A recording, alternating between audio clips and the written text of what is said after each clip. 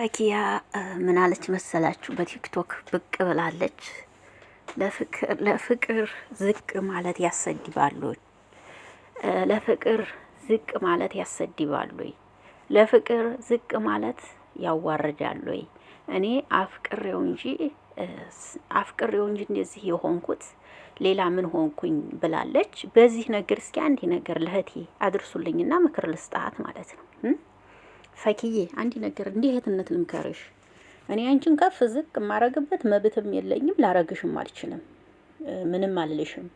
ግን እንዲህ እህትነት ከበላይሽም ልሁን ከበታችም አንድ ምክር ልስጥሽ። ለፍቅር ዝቅ ማለት ችግር የለውም እኮ ለይቅርታና ለፍቅር ዝቅ ማለት ትልቅነት ነው። አይኖ አውቃለሁ እሱን። ነገር ግን ምን አለ መሰለሽ አፍቅረሹ ከምትሄጁ ወንድ ይልቅንስ አፍቅሮሽ የሚመጣው ወንድ ላንቺ በህይወትሽ ትልቅ ቦታ አለው። አፍቅረሹ ከሄድሽውና አፍቅሮሽ ከሚመጣው ወንድ ልዩነቱን ላስረዳሽ። አፍቅረሹ የምትሄጂው ወንድ እሱ የሚወዳት ሌላ በልቡ ትኖራለች። ላንቺ ቦታ አይሰጥሽም። ገባሽ አይደል? ላንቺ ቦታ የሚባል አይሰጥሽም። አፍቅሮሽ የመጣ ወንድ ግን ሁሌ በልቡ ውስጥ ያለሽው አንቺ ነሽ። ሌላ ሰው የለም በሱ ልብ ውስጥ። ታዲያ የሚሆንሽ ማንኛው ነው? አፍቅሮሽ የመጣ ወንድ እንጂ አፍቅረሹ የሄድሽው ወንድ አይደለም። ሴት ልጅ ከወንድ ልጅ ከሴት ልጅ ይልቅንስ ወንድ ልጅ አፍቃሪ ሲሆን በጣም ደስ ይላል። ወንድ ልጅ ካፈቀራችሁ ከእናንተ ውጭ የትም አይሄድባችሁ። አሁን ፈኪ ናት እስማን ያፈቀረችው፣ እሱ አላፈቀራትም። አያችሁ አይደል? እንዲሁ ነገ ቢጋቡ አያችሁ አይደል?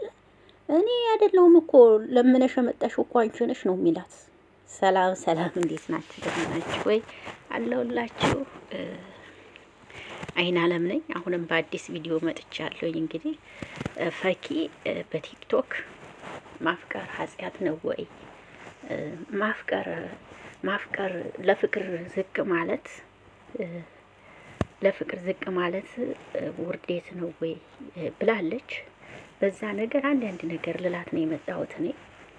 እኔ እሷን ከፍም ዝቅም የማረግበት መብትም የለኝም፣ ላረጋትም አልችልም።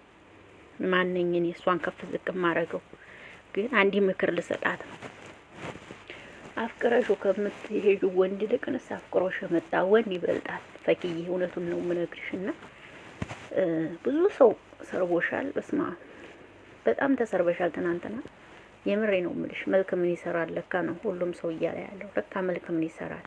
አንቺ ሙስሊም እህቶችሽ ራሱ እኛን አትወክይም እያሉ ነው ትናንትና ኮሜንት የሰጡሽ።